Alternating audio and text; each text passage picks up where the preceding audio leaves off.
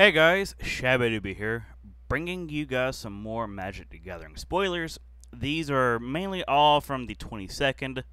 I covered the Scarab God already, but I'm going to cover it again because that was at the end of the last video, and most people probably didn't watch the last of it. So, alright, starting with Hope Tender. So 2 mana, 2/2 Human Druid with pay 1, untap a target land. Okay, that's okay, I guess.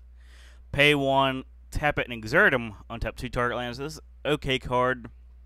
It's not very amazing though. Unless you have a way to untap him, you can kind of do some interesting things with his second ability. But otherwise, he's just kind of a... he's an okay card. Nothing more. There's no real good targets in standard for his abilities right now. But he's not awful. He's just okay. Scarab God, we talked about it last time, but let's talk about it again.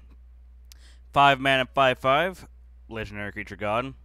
At the beginning of your upkeep, each opponent loses X life and scry X, where X is the number of zombies you control.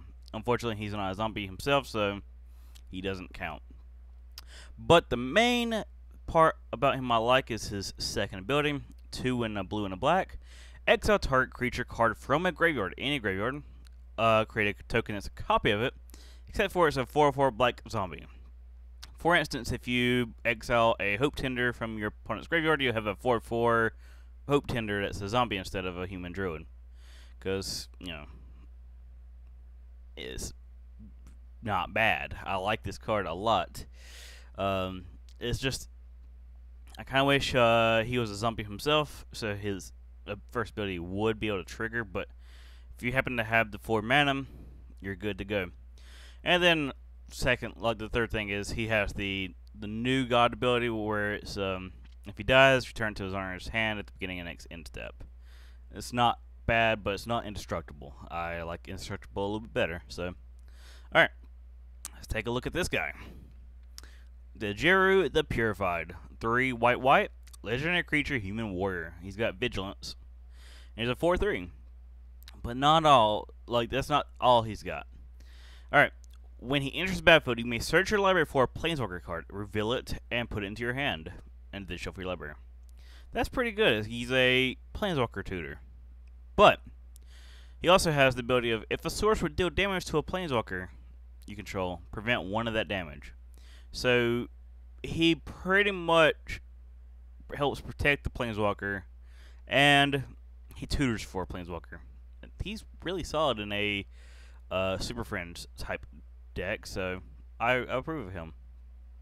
Actually, I messed up. Okay. Alright, Fervent Paincaster. Tap it to do 1 extra target player. That's okay, I guess. He's a human wizard, by the way. Tap it, exert him, it does 1 extra target creature. This card is not good. There's not much here for him, besides if you want a 3/1 for 3 with the ability to tap for 1 if you're on a stalemate. It's not good though.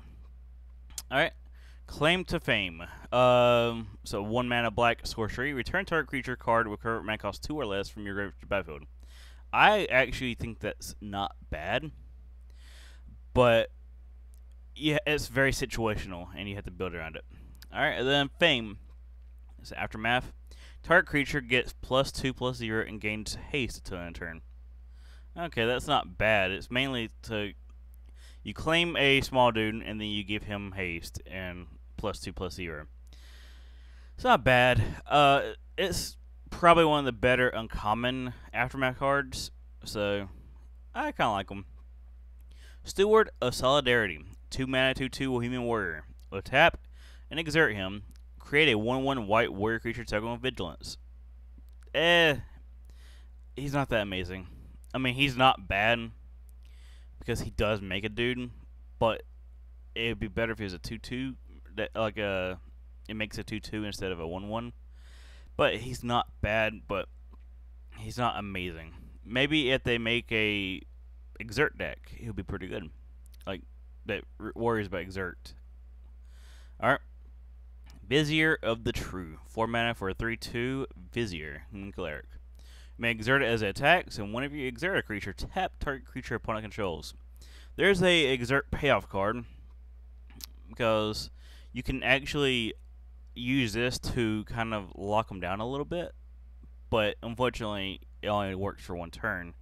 But that's not bad. If you have this and this, you can do certain things. Like, I don't know. Like, I think exert deck is a possible thing, because if you have more than one Vizier and you use the Steward's ability, you're tapping down 2 creatures a turn, so it's not bad. Alright, River Hoopoe. That's a weird name. It's a green-blue bird. So 1/3 flying. With 3 and a green and a blue, you gain 2 life and draw a card. It's not awful, but it's not amazing. But it's uncommon, so I understand why it's this. Alright, is it good? It's okay. Like, it's got flying. It's a standard bird. But late game, you can gain yourself some life and draw a card. It's not bad. Resolute Survivors. 1, a red and a white. Human Warrior. 3/3. You may exert it as it attacks. Alright. Whenever you exert a creature, it does 1 damage to each opponent and you gain 1 life. And that's something the deck needs if you want to make an exert deck. It's a finisher for just exerting your cards. And you gain a life, so you're also staying up there in a life total. So if you have this guy, and let's just say this dude, you're slowly pinging them and tapping down their creatures while making a small army. It's pretty not bad. Alright, Ronus's Last Stand. Alright, green, sorcery. Create a 5/4 green snake creature token. Alright. Lands you control, don't untap until your next untap step. That card I'm not a big fan of. I would probably be a fan of if it had trample. But, I mean, it's kind of low costed, so if you get this early game, turn 2, solid card. Because you just, like, for the cost of skipping your next turn 3 pretty much, you get a turn 3 creature. Like, they could swing face is basically my idea for it. But Fatal Push just shits on this card hard, and you just waste a turn. So, not the biggest fan, but it's interesting. You might be able to brew around it. Uncaged Menagerie. X, a green or green. Alright. And it's a mythic, apparently. Search your library for up to X creature cards with different names. That each have current mana cost X. Reveal them and put them into your hand, then shuffle your library. I'm going to be honest, I hate this card. Why? Because it doesn't put them into play. It doesn't get the same creature. It's different names. I mean, for EDH, solid card. But for standard, the card is not very good. I mean, sure, if you pay 3 into it, you can get 3 3/3s, then play them next turn.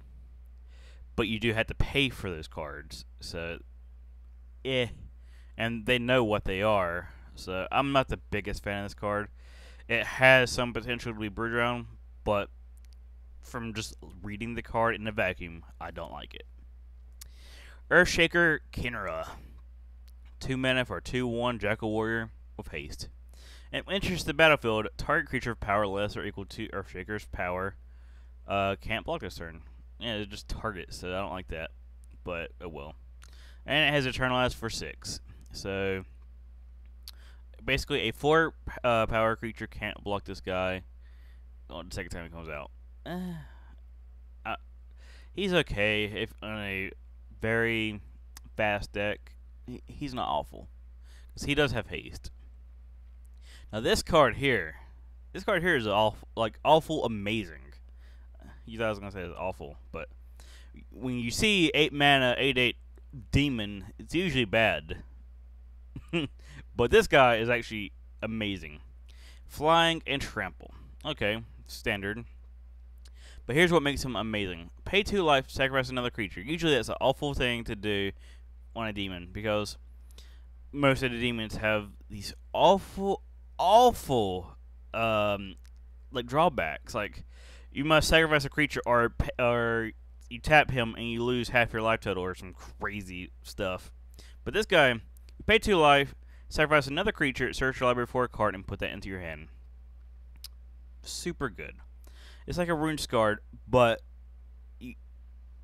anytime you have a spare creature in 2 life, you're just constantly searching for cards. He's really good. I really do need to get myself a couple for EDH. And finally, we got Rebuilding Kenra. So 2 mana for 2/2 Jackal Wizard. I was gonna say warrior, but it's not. When this creature enters the battlefield, you give target creature +X until end of turn, where X is Rebuilding Kenra's power. So when you enter the battlefield, you give something +2/+2. Okay, it's not amazing. And when you eternalize them, you give a creature +4/+4. He's okay. He's not like, it's not an amazing card. Like the Kenras seem to not be anything amazing because they all have just the generic kind of playability and eternalize 6. So, the Kenras aren't awful, but they're not amazing. I actually have some hope for a Exert deck though, because there's cards for it. No, I'm actually kind of looking forward to seeing what they have in store for us. So, without further ado, I guess I'm going to ask you guys, what was your favorite card that was spoiled today? If there are any more cards that's going to get spoiled, I'm going to post them in, well, not post them, but I'm going to do another video.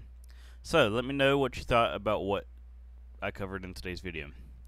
Also, what do you think of the good old Razaketh, the Foul-Blooded? Because I personally find him to be amazing. So, alright, thanks for watching, guys, and have a fantastic day. Peace out.